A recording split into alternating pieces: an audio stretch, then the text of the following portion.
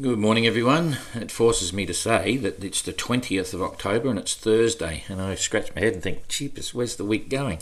Anyway, we're all busy here and it's all getting quite interesting. And the fun part about the tracker and the fleet at the moment is you're getting a classic demonstration of what the South Atlantic high is. Oh, we've got a squeaky door. I left the door open. Oh, everything going wrong. It's a classic. You've got the trade winds here, southeasterly trades. You've got a South Atlantic high forming up here, and that's going to play into the hands of a few entrants here, give them a big gain, and the others are going to be challenged. But anyway, it's all very interesting to watch. When we look at the leaderboard right now, Tapio is still showing in the lead because he's the closest to Cape Town out the side. Then it's Simon, he's a bit further down. Pat Lawless, Damien, Abolish is behind Damien because Damien's a bit further to the east, obviously. But tactically, who knows what's going to happen. In fact, you'll be surprised what I'm about to show you. And quite interesting. And again, some of the 24-hour runs are showing Captain Goog only did 37 nautical miles in 24 hours. That's not the case. There's a little glitch every now and then, but don't stress over it. They sort itself out really quickly. And we're very happy with this YB3 program. In fact, all the things they do for us is really good. It's very handy. So anyway, on to the reality of what's happening here. And it's going to get really interesting because the predictions I was making in the last few days look like they're going to come true. What you can see is the high is sitting here, and it's not been moving quickly in the last day. It's about to start moving. So Simon, if we now just focus on that, Simon is approaching the centre of the high. The wind is swinging for him because it's got a definite northeasterly, so he's able to alter course. Abolish is starting to alter course as well. The problem is they're heading into the centre of the high where there's very little wind. So Simon is now slowing down. He's only doing 5.3 knots, and it's a bit of a race now because if that high stayed there, he would just sail into no wind in the middle. But the good news is it's going to start moving as he approaches it. Which we'll show you in a sec. So that's relevant to him because if this starts moving, it's going to get more of a northerly quadrant. He can turn quicker and he'll end up sort of heading to the east as the high moves across as well, which is kind of cool. The same with now Tapio, the wind up here, he's doing 5 knots, he'd be hard on the breeze. It's still got a southeasterly component in it, so he can't turn too quickly, but he's done very well to get out there, so that's pretty cool, and maintain boat speed. Pat's doing 5.3, again not pointing as high as Tapio. He's got a bit more breeze than Tapio. You can see here the breeze is lightening up a bit as well, and Kirsten's just going for it, 6.4 knots, wind 4 to the beam and just heading down, so she won't get into the light winds. It'll start to move before then. The interesting thing before I get into it is Damien. Now he's done very well to stay high, get out to the east. And in terms of distance, we always used to talk about distance from the leader. He's still about the same distance, so he hasn't actually gained a lot. He's 500 miles from Simon, okay, and he was 550 when he went around Finisterre. So you can see, doesn't matter how good a sailor Damien is, Simon's been doing pretty well. Abolish and the others have been pushed around a bit, but I'm just pointing out something very interesting because, in my opinion, in the next 4 days, Damien is going to pick up a day and a half to 2 days just because of the weather, and I'll explain why. I'll get rid of this. So Damien's right there, Simon's here. If we now go into this is current real-time weather. If this works correctly, we'll get it. I've got to reactivate it when you do this stuff here, just to make it go boom. I'll just animate the position of the high. So this is every this is clicking over every hour, okay, and you can see the center of the high there is going to start moving out to the east. You can see it very clearly moving to the east. So what's it doing to the wind? Okay, so 24 hours out. So if we go through to this is still in the same day, so it's moving quite fast now. This is at what do we got? 6. This is 4 o'clock this afternoon. It's moved quite a lot, and the wind for Simon has moved dramatically. It's now very distinct northeast, and it's heading into the north. Swung a little bit for Abolish. Hasn't moved a lot here for Tapio. That's the same, and it's still the same for Damien. So nothing happening yet. Okay. we keep going through till this time tomorrow morning, and you can watch what's happening here to the breeze. Simon's getting more of a northerly, because by tomorrow he'll be further. He'll follow it around, and he's definitely staying in the breeze. That's the good news. So it's the centre of the high has moved far enough away so that he's not going into no wind. He'll hold the breeze. It's going through to the north, and he'll start turning. Same with Abelish, he'll turn. Tapio's still got an easterly here, so he's now coming down and getting closer to the latitude of Simon, right? But not making the same sort of headway to the east that Simon is. But nonetheless, Tapio's already out to the east. Damien's still sitting on the breeze there, and he'll be coming south. Okay, so this is still on the 20th. This is midnight tonight. So I'll keep clicking it through till tomorrow morning. You see it's all changing very quickly. Now, straight away, okay, Simon and the others have got this northerly. Tapio's still there, but look what's happening up here. It's starting to swing to the northeast already for Damien. Now, as soon as that happens, right, he's going to start working that and come out to the east as well.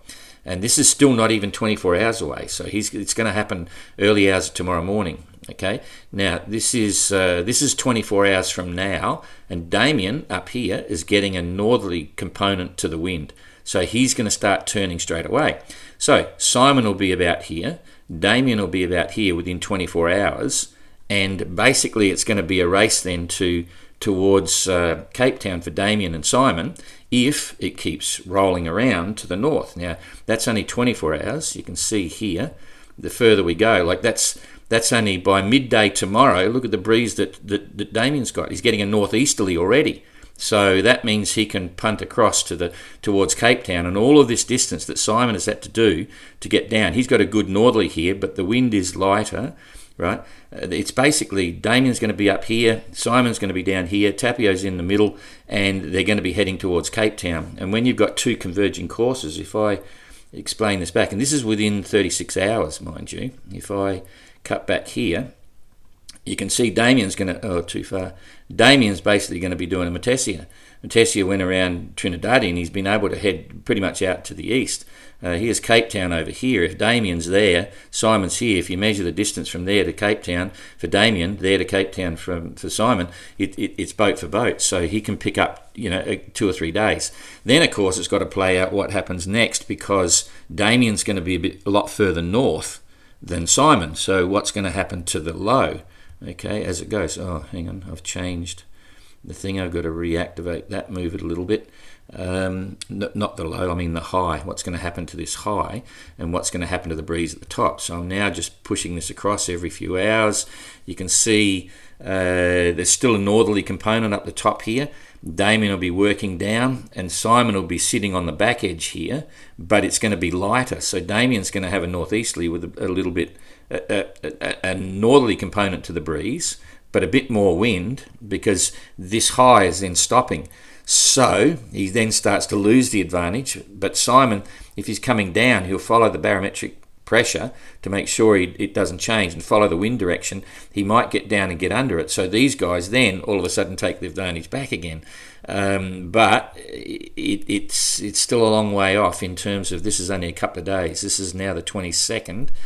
So it's 2 days ahead. In 2 days, the position of the fleet, that's about 300 miles max. There's 250, there's 300. So in 2 days' time, when we're looking at this weather, Damien, if he'll go down a little bit south, he's still got, he's still making way. So it's going to make for some interesting actions here. So Simon will be about here. He's got a northerly. Damien's got a hunt up there. Let's just follow it through now. I know I'm taking a long time to... Hang on, I've got to get rid of that. You can't work two programs at the same time. But it's very fascinating if you understand what's going on here. I've got to reactivate that again. So there's 2 days. In fact, I'll jump ahead a bit. So there's 2 days. There's 3 days. So in 3 days' time, the wind direction's still the same, but ideally, you want to be below 30 degrees south. So here it is here. So Damien's still going to be, he'll be able to keep heading down if he knows what he's doing. And Simon, they'll still be heading down because they've got to get under this. So it's going to be very interesting. But there's a real chance for Damien to cut the corner here. and make some time. And Tapio knows what's going on. He's done this before 2 times, and he knows he's got to get the other side of the high. So he'll be sailing to wind direction only. He knows he can't go into the centre of the high, and by the time it gets to here on the 25th, they'll be down here, start to slow down a bit, and hope they get to Cape Town not too late. Then it starts to all turn to mud because you've got all sorts of effect here by the 26th. So by the end of the week, the whole thing changes, because anyone up here that's got through is looking good, but then the tail enders, you can see what's happening. It's just a real hodgepodge, no wind. They can sail to this. If they've got a southerly, they'll be roaring along and doing a Matessa as well. And you can see they get through it. Then they've got this sort of hook around the back edge. So fascinating stuff. Anyway, I probably bored a few people, but there you go. We'll now go back to today's weather and look at what the fleet is doing. That might have been too complicated for some, but the reality is everyone's heading down here to get the other side of, and they can't go to the east because of the southeasterly and easterlies here. Jeremy's doing okay, 5.7 knots. Guy Waits is interesting because he's 4.8 knots, and it's, how do you say it? If you follow the pilot books, you don't have to worry about getting around Trinidad. They just say keep going south until you get to this wind shift here. And he might be attracted to the idea of getting to Trinidad. There's nothing wrong with that. If you're a cruising boat or an ocean voyaging going to Cape Town, you'd probably go for boat speed and comfort, keep coming down and wait for the wind to swing and then start heading down. Because traditionally, they're all still relatively high. The game plan is usually sail south to the 40s until the wind turns to the west, and then hook across to Cape Town. So nonetheless, he's doing well. Elliot's having a ball, getting a bit bored maybe because he's going so fast and nothing to do. The sails are all just sitting on port tack and going for it, but he's happy. Ian's making good progress. He's clawed away from Arnaud, so he's not tailing Charlie at the moment, and Arnaud is having fun at the back, 3.8 knots. So everyone's having a good time. I think I mentioned everyone except Ayrton, who's just about to get around, doing 4.5 knots. Pretty happy with his situation and still contemplating what he'll do with his electrical system later. So that's it, a bit of a long one, and we do like seeing people say where they're watching from. That's cool, so keep the comments coming, all part of the fun. See you later.